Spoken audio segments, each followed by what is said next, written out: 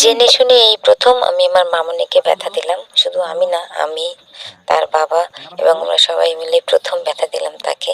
অর্থাৎ তার কান ফুটাতে এনেছি আমরা পার্লারে।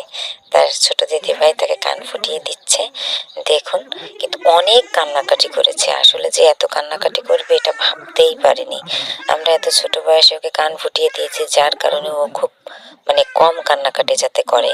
ওর বয়স হচ্ছে এই যে 2 বছর 5 মাস 24 দিন চলে, অর্থাৎ 3 বছর এখনো সম্পূর্ণ হয়নি। তো তারপরেও একটু কান্নাকাটি করে টরে পরে আস্তে আস্তে ঘুমাই গেছিল।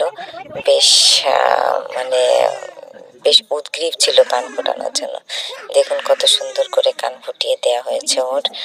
সে পরবর্তীতে খুশি, ভীষণ খুশি কান ফুটিয়ে। যাই হোক, সবাই ভালো থাকবেন, সুস্থ থাকবেন।